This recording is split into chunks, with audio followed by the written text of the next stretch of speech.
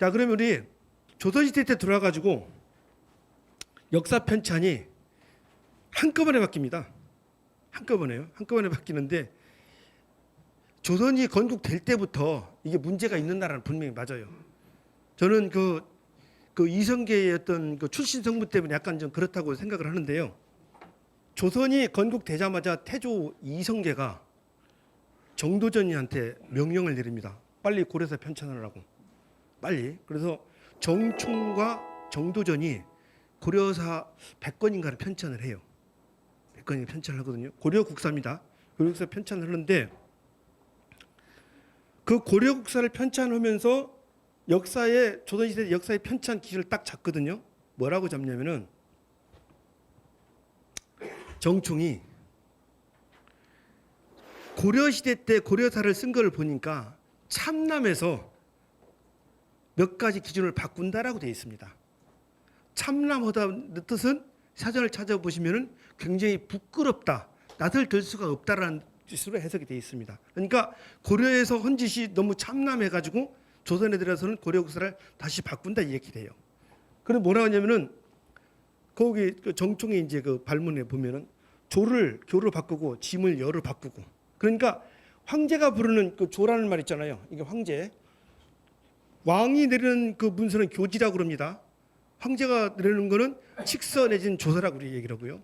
황제는 짐, 뭐 그런 거는 고 이렇게 얘기하는데 여 이렇게 바뀌고, 또 우리는 폐하를 갖다가 황제는 폐하라고 그러는데 왕은 전하라고 바꾸죠.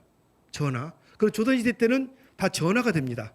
고려시대는 폐하가 되고요. 자, 그렇게 되는데 바로 요 기준을 누가 바꾸냐면은 정총하고 정도전이가 바꿉니다. 요거 여러분들 잘 모르실 겁니다. 요 내용 모르실 때 요 문서가 지금도 남아 있습니다. 고려국사 서문이. 제가 다 읽어보고 온 건데 다 내용이 더 있는데 여기서는 간단하게 이것만 말씀드리겠습니다. 그래서 정총이하고 정도전이가, 정총과 정도전이가 기준을 세우는 역사 편찬 방법이 바로 그 뒤에 모든 조선에서 역사 편찬으로 들어갑니다. 자, 여기서 절대로 조선시대 때 써서는 안 되는 표현, 폐하, 본기 이런 건 절대 써서는 안 됩니다. 삼국사 저료 다시 씁니다. 삼국사기에 문제가 있어서 다시 쓴다고 삼국사 저료에 발문에 써 있습니다. 발문에 써 있는데 제가 삼국사 저료를 쭉 다 읽어봤어요.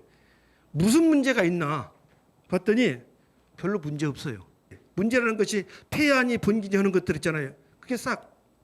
그게 문제였던 거죠. 그러니까 뭐냐면은 정총이가 얘기했던 참담한 짓이나 노사신이나 이런 사람들이 삼국사 저료를 썼던 그 얘기나 별 차이가 없는 거죠. 자, 조선시대 때 고려사를 다시 쓰는데 본기라는 표현이 싹 빠져 있습니다. 그렇게 하고 뭐로 했냐면 세가로 다 정리를 했습니다. 그래서 고려사는 본기가 하나도 없이 세가로 다 넘어옵니다. 세가로 넘어오니까 어떻게 되겠어요?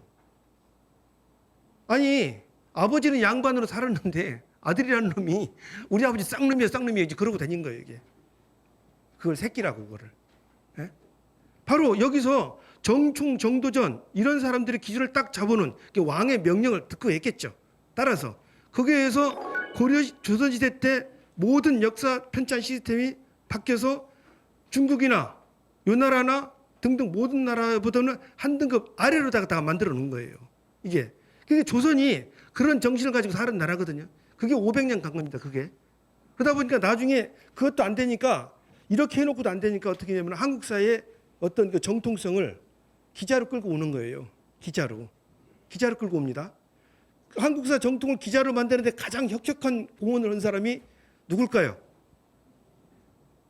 이율곡입니다. 이율곡이요. 여러분들께서 굉장히 좋아하실 것 같은 5,000원짜리에 있는 율곡이 합니다. 율곡이 아주 대표적인 거예요. 오죽했으면 동고 이준경 같은 사람은 율곡 때문에 이 나라가 큰 난리를 겪을 거라고 그때 당시 얘기를 해요. 큰 난리를 겪을 거다. 혹시 율곡 좋아하시는 분들한테는 어쩔 수 없지만은 그건 분명히 나와 있는 기록입니다. 제가 그래서 율곡 선집을 이렇게 읽어보면서 이거 이준경 같은 사람이 걱정하는 게 이게 이유가 있네. 뭐 그건 이제 여기서는 다룰 건 아니니까. 어쨌든 기자가 우리나라 역사에서 굉장히 중요하고 어떤 그 시조적인 역할을 하는데 율곡의 역할은 무지하게 컸습니다. 기자에 관한 기자실기는 책을 쓰니까요. 자, 그래서 조선이라는 나라가 그 모양이 그런 생각을 가지고 있으니까 조선이 무너질 때 어떻게 해요? 그 무너지는 순간도 조선은 야, 우리가 뭘 해서 해볼 생각을 않고 청나라한테 붙을래? 그 일본한테 붙을래를 얘기를 하고 있는 거예요. 고종황제는 누구한테 붙으려고 그래요? 러시아요? 미국한테 붙으려고 그래요.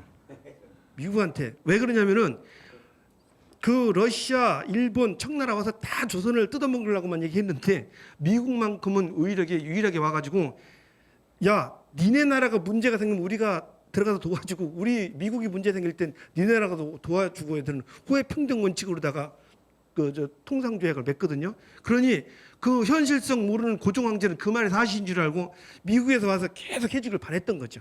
근데 미국은 그거는 글이 그렇다는 거지 뜻은 안 그런 거지.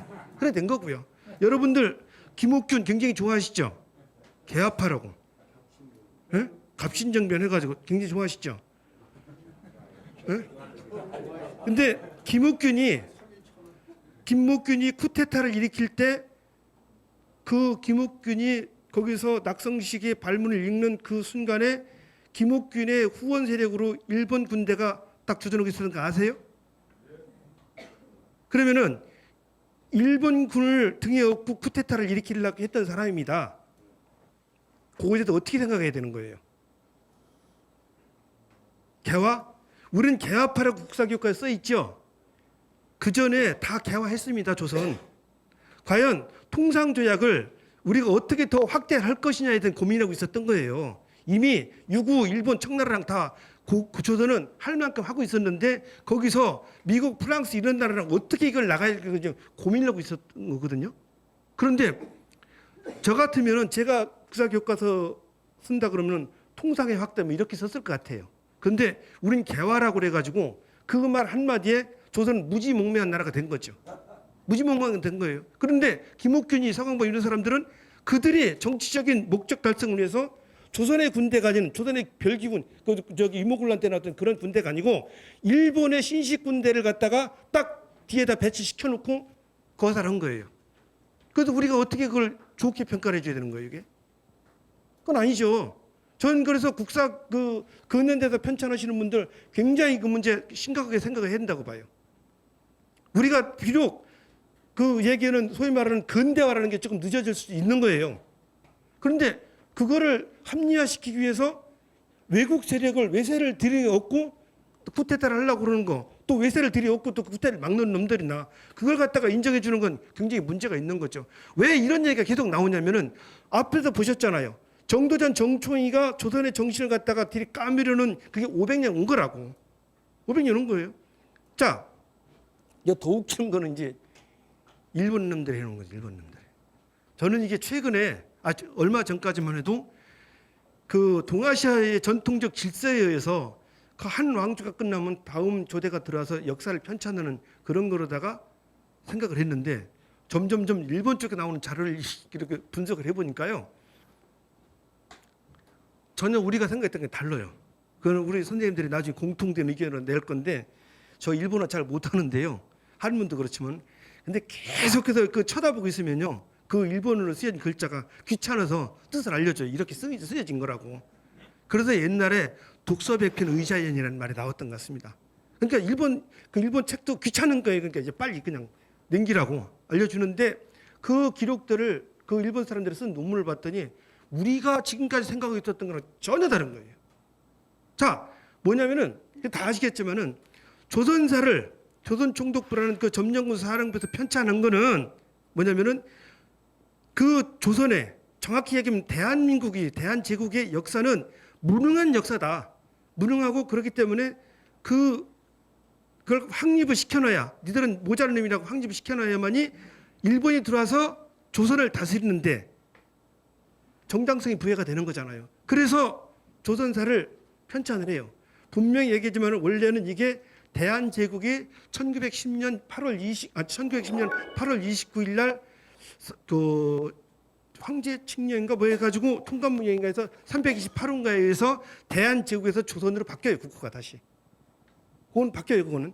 그래서 실제 우리가 얘기한다면 이제 대한제국으로 연속성을 봐야 되는데 바로 이 시점에서 그들이 조선사를 만들어 놓은 거는 조선이 무능하다는 얘기를 계속하기 위해서 만들어 놓은 거예요. 다 동의하시죠?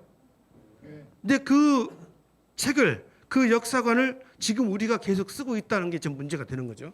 볼까요? 김부식이 삼국사기 여기 보면은 여기 일본 사람이 삼국사기를 그 명치 시대 때 1900년대 초반경인데 명치 시대 때 한국 삼국사기를 갖다가 지들이 다시 손을 봐요. 손을 봐는데 여기 똑같은 내용이 엎드려 생각한데 성상폐하인데 방호지문사 그 여기서 보면은 엎드려 생각한데 당나라 그러니까 중국 있잖아요. 중국의 문물을 이어받을 생각을 엎드려 생각하고 있는 거예요. 여기 있던 성상폐가 여기 성상폐 없어졌죠? 없어졌잖아요. 일본 사람 입장에서는 황제국 고려를 황제국 조선을 인정하기가 싫은 거예요. 그래가지고 이 원래 있었던 삼국사기 초문 자체에서도 황제라는 말, 그 폐하라는 말 다 뺀 겁니다. 이게 아마 1920년 30년대다 요거로 쓰여진 거로 다 삼국사기 썼을걸요. 좀 구체적인 얘기하면 더 열받을 것일 것 같은 제가 이건 빼고 자 넘어갑니다. 제가 이거 조사를 하고 동경대학교 사례편찬서를 한 4번 갔었습니다. 동경대학교 사례편찬서 지금도 동경대학교 사례편찬서 멀쩡히 살아있고 지금도 거기서 일본 역사의 근간 다 거기서 잡습니다. 거기 잡아요. 거기서 가져온 자료입니다. 이거. 자, 여러분들 고려 제가 조금 전에 말씀드렸죠. 고려는 수틀리면은 그 방어가 아니라 군사 끌고 가서 두둑에 부신다고요. 근데 고려의 국경무선 문제를 이렇게 배우셨죠. 천리장성, 압록강에서 원산만, 그죠? 여기 성이 쌓여 있죠. 자, 고려사 보면은 성이 어떻게 쌓였다는 기록이 나옵니다. 근데 북한에서 아무리 뒤져도 여기서 여기 이렇게 성산 흔적 안 나옵니다. 여기는 참고로 말씀드리면 말 그대로 첩첩산중입니다. 여기는 성 안 쌓아도 성이 되고 사람 거의 그 일반적으로 정상 사람 살기 어렵습니다. 옛날에 조선시대 때도 함경도 있잖아요. 함경도나 평안도는 세금을 거둬서 한양을 안 보냈습니다. 그쪽 자체에서 처리했지. 그 얘기는 뭐냐면은 이북은 거의 세금을 거둬서 나눠 쓸 게 없고 그 지역에 쓰기도 모자라다는 얘기입니다. 이게. 자, 여기 우리 그 인공위성 지도로 여러분들 한번 이렇게 보십시오. 이쪽에 얼마나 깊은 산중인지. 거기에 성을 갖다가 착착 쌓았다고 우리는 그렇게 배웠습니다. 요 얘기를 한 가장 큰 장본인이 다산 정약용 선생님도 큰 역할을 했죠. 네. 근데 우리가 고려시대 때 고려사, 요사, 금사, 서궁의 고려도경, 그 뭐 행정록 이런 자료를 갖다가 쭉 대비를 해서 고려 국경을 찾아보니까요. 이렇게 나옵니다. 조금 뭐 과장이 있을지도 모르는데 조금 나중에 조금 그 우리 연구팀에서 조금 보정을 할게요. 자, 이렇게 나와요. 자, 그러면 이렇게 나오는 거, 이렇게 나오는 거를 따져보면은 고려 면적이 얼마나 큰 차이가 있어요. 자, 근데 우리 요 지도가 어디서 나온 지도냐면은 현행 고등학교, 중고등학교 국사교과서 쓰이는 지도예요. 이거 제가 혼자 만든 게 아니고. 자, 그러면 현행 중고등학교 국사교과서에 이거를 쓰고 있는데 이거 분명히 일본 사람들이 만든 거거든요. 일본 사람들이. 그럼 고려사 연구 제대로 되겠어요? 우리가 이 교과서를 이렇게 써놓으니까 중국에서 어떻게 돼요? 금나라, 요나라 영토를 여기까지 한복까지 동해안까지 들여왔잖아요. 동해안까지. 이거 중국 사람들 뭐라고 할 거 아니에요. 중국 사람들 뭐라고 할 거 아니라고요. 제가 그냥 쉽게 얘기해서 고려사만 가지고 나왔는데요. 조선시대 때서 똑같습니다. 아, 이거 참, 이거 우짜고 하기도 그렇고, 뭐, 그래요, 이거. 이게 사실은, 오랫동안 이런 고민을 하면서 저희 연구단 선생님들조차도 이런 얘기 처음 이런 얘기하면은 저보고 그랬어요. 아이고 너무 압박 주지 말라고. 근데 압박 주는 게 아니라 그냥 아이 그러세요. 그 이제 하나씩 드렸는데 이제 아시는 분들은 아실 것 같아서 이제 제가 이제 말씀드리는데 사실은 제가 중국에서 공부하면서 제가 유학하기 전에 의문점 났던 거 중국에서 공부하면서 또 의문점 났던 거 그렇게 하고 다시 한국에서 공부를 하면서 의문점 났던 거를 쭉 정리한 책이 있습니다. 그 비망록이라고 그러죠. 그 비망록인데 한 페이지 수로 한 300여 페이지 될 겁니다. 300여 페이지 되면 거기에 보면은 요새는 그래도 조금 제가 정신 차려 가지고 장절목으로 나눠서 제1 동의적이 이란 무엇인가 쭉 해서 한 10몇 가지 써놨어요. 그 비망록에 보면은 이런 사료들이 쭉쭉 굉장히 많이 들어가 있습니다. 들어가 있는데 사실 제가 공부하면서 의구심 나는 것 같다가 선생님들한테 이거 한번 봐주세요, 저거 한번 봐주세요 하다가 이게 농담이 진담이 된 거죠. 그래서 다른 지금 저희 연구소 선생님들이 처음에는 압박받는 거 생각을 하다 지금 요즘에는 야 이게 우리가 먼저 해야 된다 이거 해결내자 그래가지고 선생님들이 이제 방향이 바뀌신 거예요. 방향이 바뀌신 건데 아니 생각해 보세요. 이거 맨정신 가지고 아니 이게 이렇게 됐던 걸 이렇게 만들어 놓은 거 맨정신 가지고 그 인정하라면 인정하겠어요 이거? 안 되는 거잖아요. 근데 이게 1945년 이전에 만들어졌는데 지금까지 쓰여지고 있는 건 지금까지 역사 사관이 이렇게 돼 있다 보니까 우리가 지금 무슨 문제가 생겼을 때 동북공정 아까 말씀드렸잖아요. 동북공정 말씀드렸을 때 중국에서는 계속 그렇다고 얘기를 하고 있는데 우리는 아니라고 말을 하는데 중국 가서 양말 니들 얘기 잘못된 거예요. 막 항의로 들어가야 되는 거잖아요. 들어가야 되는데 우리가 이걸 쓰고 있는데 중국 가나 일본 가서 항의가 돼요? 안 되는 거죠. 그리고 중국에서 우리가 그랬냐 니들이 그랬지? 그럼 뭐라 그럴 거예요? 여기 혹시 애국가에 관심 있으신 분 있으세요? 제가 그런데 이상하게 그런데 관심이 있어서 전에 한번 세계 애국가 국가하고 뭐 이런 걸 한번 이렇게 쭉 정리해 본 적이 있어요. 그래서 인터넷 들어가서 오늘은 브라질에 대해서 그럼 브라질 국가는 어떻게 돼 있고 가서 하여튼 그런 게 뭐 있는데 가만히 이제 애국가를 이렇게 봤어요. 가사를 동해물과 백두산이 마르고 닳도록 오케이. 근데 여기서부터 이제 곰곰이 생각을 하니까 짜증이 나기 시작한 거예요. 이제 동해물과 백두산. 그런데 나중에 볼 때 무궁화 삼천리라고 딱 찍어놨어요. 무궁화 삼천리라고 세상에 국가에다가 영토를 갖다가 찍어놓는 나라가 어디 있어요? 예? 삼천리라고 1897년 조선에서 대한제국으로 넘어갈 때 고종 황제가 반주문을 밝히는데 뭐라고 쓰이냐면은 조선의 영토가 대한제국 영토죠. 남북 사천리라고 되어 있어요. 남북 사천리. 예? 1897년 고종실록에 나와 있습니다. 자, 대청일통지에도 조선의 영토는 남북 사천리라고 되어 있는데 동서 이천리 이렇게 되어 있는데 어느 날 갑작스레 이게 무궁화 삼천리로 바뀐 거예요 이게. 예? 그러면은 동해물과 백두산이 무궁화 삼천리라고 딱 국가에다가 나라 영역을 찍어놨는데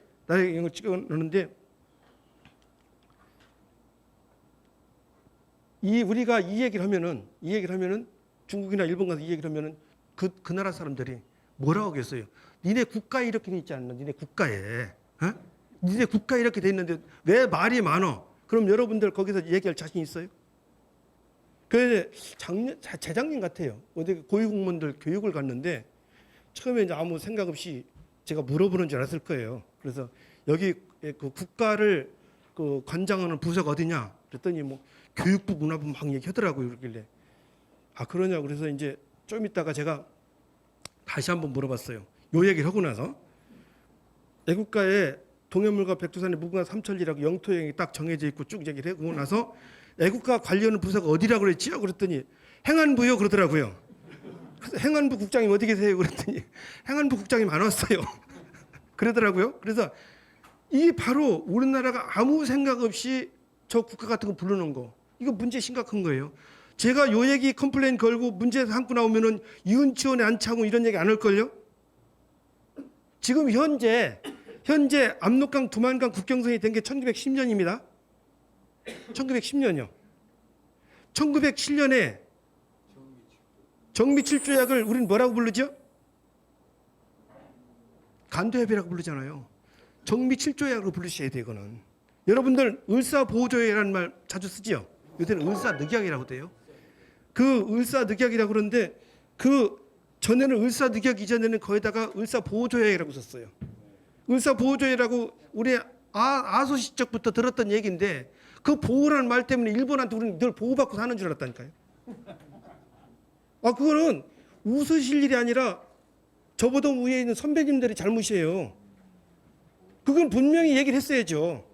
근데 을사보호조약 했으니까 당연히 그게 일본이 보호를 해야 되는 거 그래 알았죠. 그래 일본은 나쁘다고 그런 얘기만 했는데 따지고 보니까 을사보호조약은 안 되는 거잖아요. 1907년 간도협의는 그 말도 안 되는 거고 정확하게 거기에 있는 조문 얘기를 들었으면 이게 뭐예요라고 그래가지고 을사보호조약 그러면 이게 뭐냐고 따져 물어가지고 그 문제점을 잡아냈을 거란 말이죠. 근데 아까 낙랑군을 축출하다나 을사보호조약이나 뭐가 달라요? 뭐가? 우리는 일본이 만들어놓은 사관을 따라가다 보니까 판단기를 따라가다 보니까 중국 하면 약간 겁먹죠. 중국 요새 무슨 대륙, 대국 뭐 이런 말 쓰죠. 많이 쓰죠. 우리나라 사람들이 유일하게 대국, 대륙이라고 쓰는 나라 중국입니다. 러시아한테 대국이라고 대륙이라고 써요? 땅덩은 러시아가 중국보다 훨씬 크잖아요. 근데 왜 러시아는 대륙이라고 안 해요? 그냥 시베리아라고 그러지. 그죠? 미국은 미합중국 그렇고 바로 이 역사관에 대한 그 문제가 생겨가지고 우리가 쫄아서 그래요. 중국 이런 나라한테. 쫄아가지고 중국 하면은 다 대국이 돼야 되고 대륙이 돼야 되고 우리보다 한 단계 더 높아야 되고 이래 되는 거죠.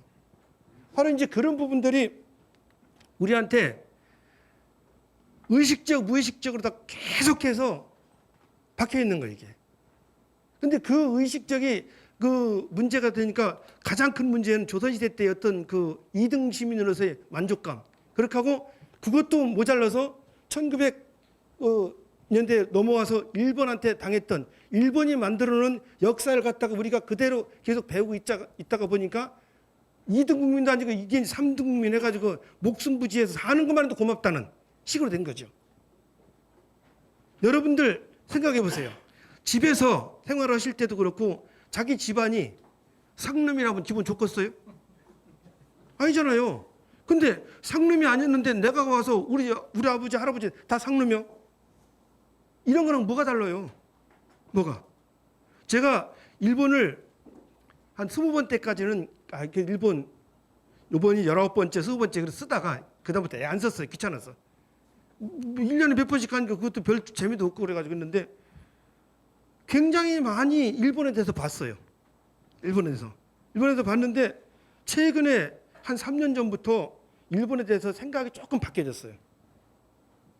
어떻게 바뀌어졌냐? 우리 일본 욕만 하는데 일본 욕할 때 우리가 패턴을 봤어요. 패턴을 쭉 봤는데 뭐냐면은 일본은 우리가 문화를 다 전해줬다. 일본 말 중에서 적지 않게 일본어, 한국말에 들어가 있다. 뭐 그런 거예요. 그래서 뭐 그럴 수 있겠다. 그랬는데 일본 현지 가서 그 구석구석 시골 어디 돌아다니면서 보면은 우리가 생각하는 전혀 다른 모습들이 일본 많아요. 일본이. 그러면은 야 일본이 어떻게 해서 이렇게 세계 강국이 됐나 한번 생각해 볼 필요도 있거든요. 근데 저렇게 세계 큰 강대국이 됐는데 왜 일본을 갖다 한국한테 뻑뻑하고 한국이 뭐라고 그러면 멈칫 할까? 아니 중국에서 뭐라고 하면 그 일본 비행기 발진하고 하잖아요. 우리 뭐라고 하면 그냥 일본 뭐 어쩌고저쩌고 그러다 말잖아요. 근데 여러분들은 어떻게 생각할지 모르지만은 일본은 미국한테 깨지기 전까지죠. 1945년 그 전까지만 해도 청나라, 러시아, 미국, 프랑스, 영국, 일본한테 안 깨진 나라 있어요? 다 깨졌어요. 다 깨졌다고요. 다 깨졌는데 미국이랑 어떻게 하다 미드웨이전에서 한번 깨지고 나서 미국한테 다 납작 엎드린 거죠. 자, 바로 여기서 일본이라는 나라가 당대 세계 최고 강국을 하나씩 무너뜨리고 넘어오는 저력이 뭔가 그것도 봤어요. 요즘 솔직히 그거 보거든요. 일본은 1850년대 기준으로 딱 잡아가지고 자기 걸 딱 세우기 시작을 합니다. 자기 걸 딱 세워서 여기 이거를 지키기 위해서 우리는 절대 물러설 수가 없어. 물론 천황제지만은. 그러면서 자기들은 신도라는 그 천손사상이죠. 그걸 딱 가지고 있으면서 우리는 이거에 대해서 물러설 수가 없고 이걸 갖다가 전 세계에다가 확장을 해야 돼. 일본 육사의 그 목표가 일본 천황의 목표를 달성하는 거니까요. 자, 그런 식으로 해가지고 일본이 착착착 넘어온 겁니다. 그런데 그 일본이 전 세계에서 유일하게 한국한테만 항상 이게 조금 어떻게 해야 되나 고민하는 나라예요.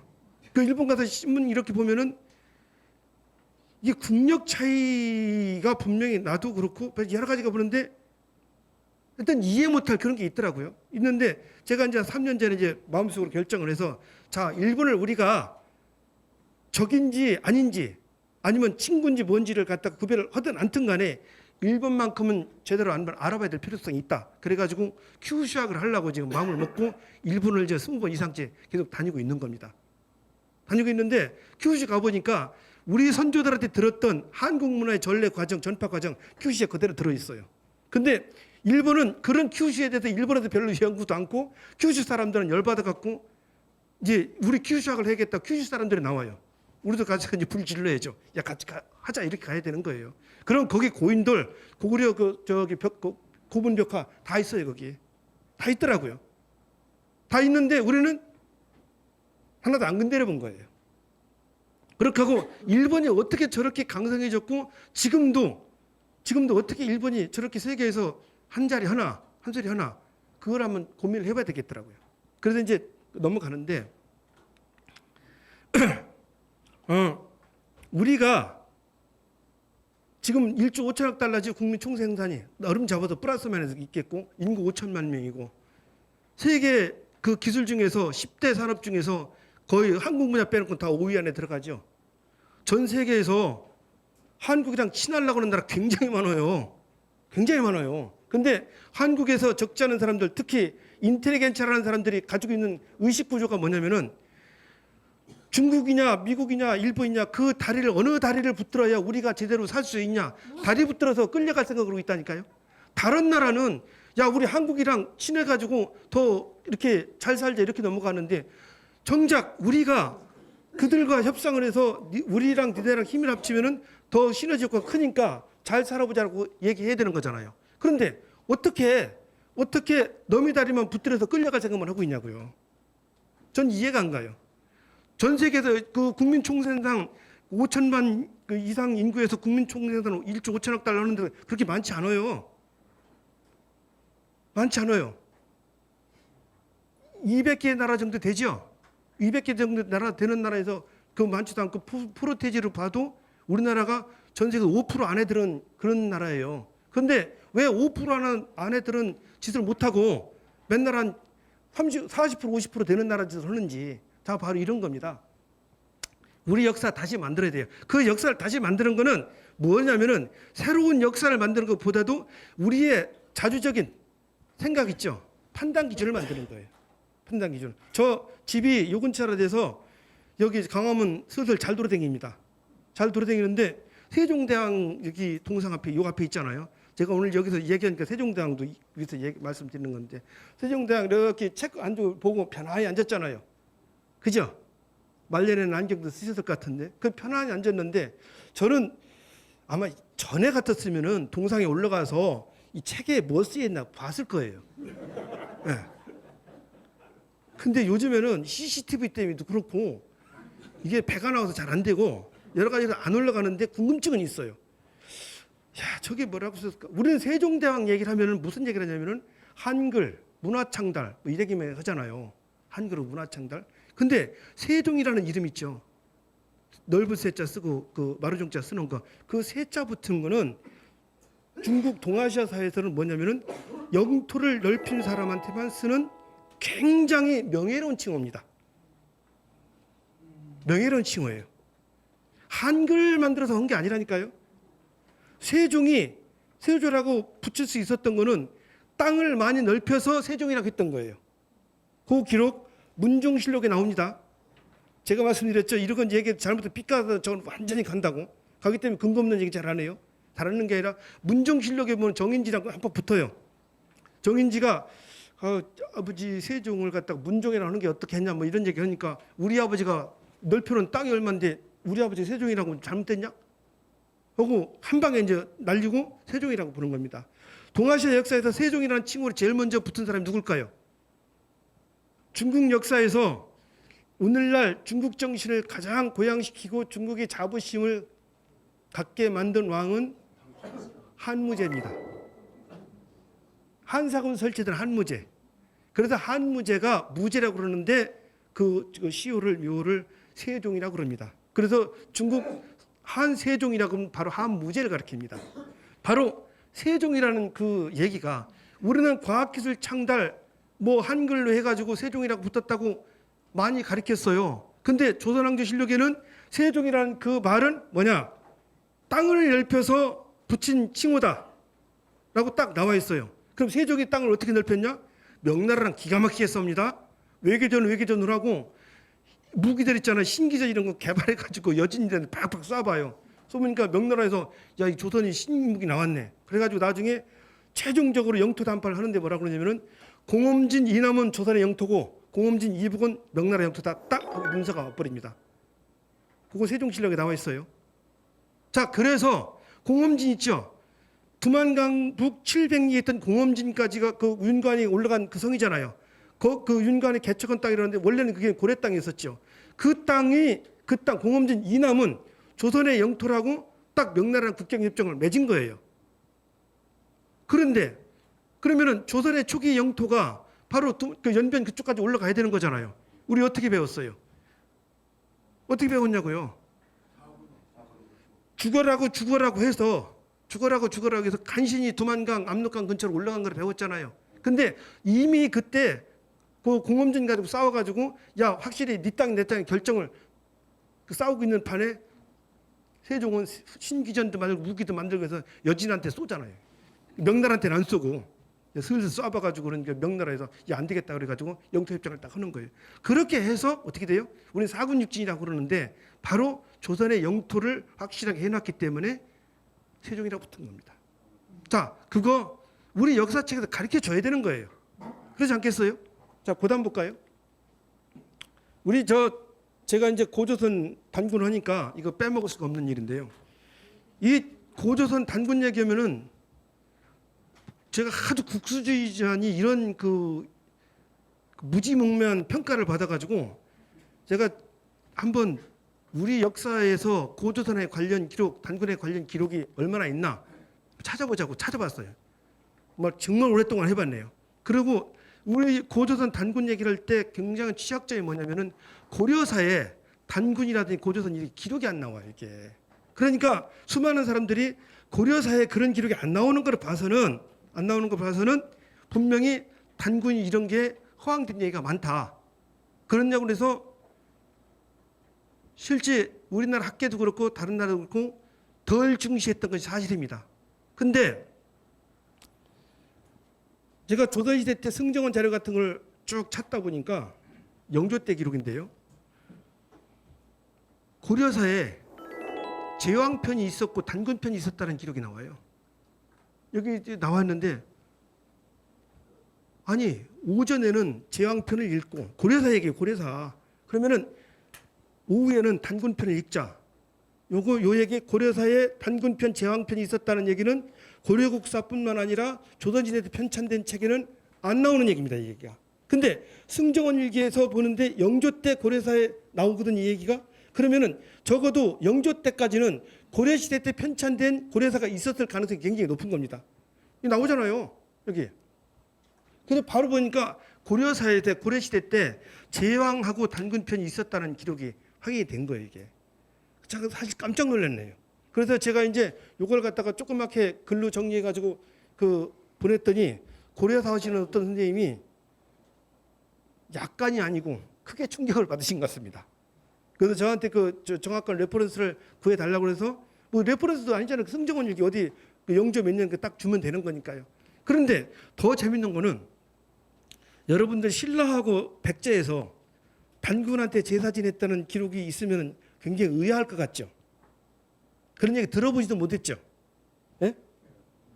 신라하고 백제에서 1년에 2번씩 2월, 8월에 단군한테 제사 지냈다는 기록이 있어요. 그것도 국가 공식 문서에서.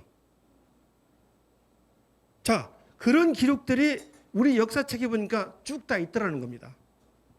그러면은 그런 거를 다 끄집어내서 우리 역사 다시 편찬을 해야 되는 거예요. 우린 고려사 지금 세 가로 썼죠. 그죠? 우리가 지금 편찬해서 고려사 본기로 다 만들면 됩니다. 아무 문제 없어요. 중국은 다 그렇게 하거든요. 중국 하는 거 우리 못할 것도 없고. 여러분들 저기 수원 가면은 정조릉 있죠. 정조릉 뭐 이렇게 그런데 보면은 6~2년간의 황제 등으로 다 바뀌었다고 쓰여 있어요.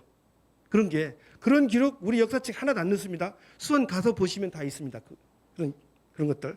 그래서 그렇게 역사책을 조작이 아니라 있는 사실을 가지고 새로 편찬하려면은 새로 잘 만들어놓으면은 그것이 결국은 우리의 힘이 되는 겁니다. 아니 자신감이 있는 거랑 없는 거랑 세상 살아가는데 큰 차이 납니다. 고려는 제가 고려살 고조 듣는 사람이 고려살 자꾸 얘기하는 게 고려는 그들만의 정신이 있었어요. 그래서 수 틀리면은 20만 30만 대군 갖고 가서 금나라 요나라랑 것도 부딪혀서 싸움도 하고 그러다 보니까 어떻게 돼요? 원나라도 고려에 대해서는 함부로 못했던 거예요. 하도 하니까 다른 나라 같은 게 한 번 전쟁이 끝났는데 고려랑 원나라랑 40년 동안 전쟁을 하잖아요. 이게 끝날 것 같은데 집이 가면 또 붙고 결국 40년 하는 거예요 전쟁을. 그러다 보니까 원나라에서 그만하고 그럼 니네 왕통 이어가고 단 급수만 한 등급 내려서 저기 폐하라고 하는 걸 전화를 하고 그러니까 고려도 지친가 그래 거기서 정리하자. 그래가지고 고려의 왕통이 지켜지는 거예요. 고려의 왕통이. 그래서 마지막에 이제 공민왕 때 가서 다시 이제 대모님 하려고 그러다 공민왕이 이상한 사건으로 죽는 거죠. 자, 그런데 바로 고려라는 나라가 그렇게 존재할 수 있었던 게 지금 강국으로 갈 수 있었던 게 바로 저는 정신이었다고 봅니다. 지금 우리가 어떤 문제가 생겼을 때 큰 국가적인 문제가 생겼을 때 뭘 어떤 근거 가지고 판단을 해요? 판단 못 하잖아요. 그러니까 미국 거 갔다가 어디 갔다가 잠깐 쓰고 있다가 끝나면은 매뉴얼도 없이 다 끝나는 거예요. 저는 볼 때 선진국과 후진국의 차이는 집안도 그렇고 어떤 조직도 그런 것 같아요. 어떤 큰 문제가 터졌을 때 그거를 해결해내고 매뉴얼을 만들어서 그 다음에 일을 예비를 방어를 하잖아요. 그러면 그건 선진국입니다. 근데 그 일을 계속 당해? 그건 후진국이에요. 그건 후진국인 거예요. 그런데 우리가 매뉴얼을 만들 수 있는 그런 판단 기준이 없어도 못 만드는 거예요. 제가 볼 때는. 그러면은 그런 판단 기준을 매뉴얼을 만들 수 있는 거는 우리 스스로를 찾아야 되는 거지. 너미 거 찾다 보면은 맨날 너미 거 갔다가 우리가 어떻게 돼요? 그 사람들 따라가는 거죠. 그건 아니거든요. 그러면 인간의 경험을 가지고 인간 세계를 가야 되는 거라고요. 그럴 때 과연 우리는 어떠한 판단 기준을 가지고 갈 것이냐. 저는 최근의 사태 이렇게 보면서 과연 우리의 의식 구조가 정말 대대로 내렸던 홍익인간이 맞나 하는 굉장히 의구심이 들었어요. 저는 굉장히 들었어요. 그래서 오죽했으면 이 제목을 지을 때 생각하는 백성이라 산다라고 지을까 했다고 그랬잖아요. 제가요.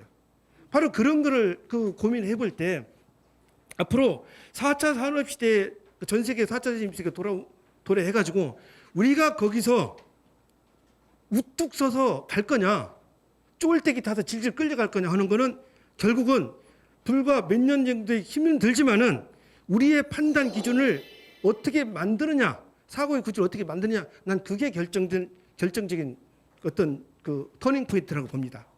그래서 그 전까지는 우리가 어쩌고 민족 생존 뭐 이런 거에 대해서 우리 역사가 중요하다고 그랬는데 이제는 앞으로 미래를 가기 위해서 이게 중요한 거예요. 미래를 가기 위해서. 고려시대 때 활자 만들어서 수많은 책 찍어서 송나라한테 팔아먹고 살았습니다. 수많은 책들. 고려 선종기에 다 나오잖아요. 그런 새로운 시대가 도달했을 때 고려 사람들은 자체 판단 기준으로다가 도서 목록 다 정리해서 팔아먹었던 거고 자 그러면 우리 이 시대에서라도 어떻게 할 거냐 이거죠. 이제 어떠한 지역적인 문제만 가지고 볼 게 아니고 물론 그것도 중요합니다. 그러나 이제 더 중요한 거는 더 큰 틀에서 우리 3만부 시대 오잖아요. 그러면은 돈만 있고 국가가 졸부 흉내내면 안 돼요. 이제 졸부 같은 거 하지 말고 그래도 이제 어른 같은 그런 생각을 갖는 게 굉장히 중요하다고 생각을 합니다. 이제 시간이 다 돼서 이만 줄이는데요. 정말 이거는 우리가 남녀노소를 구별하지 말고 꼭 같이 힘을 합해서 만들어야 될 일이라고 생각합니다. 감사합니다.